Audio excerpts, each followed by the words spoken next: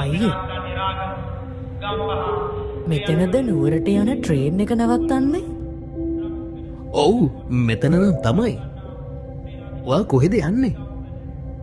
මම නුවරට යනවා. එහෙමද? මාත් යන්නේ එහෙට තමයි.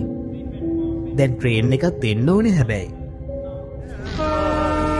පපුවට දුරුළු වුණා අත් දෙක බදාගෙන සැනසුම මාවින්දා උරහිසේ දරාගෙන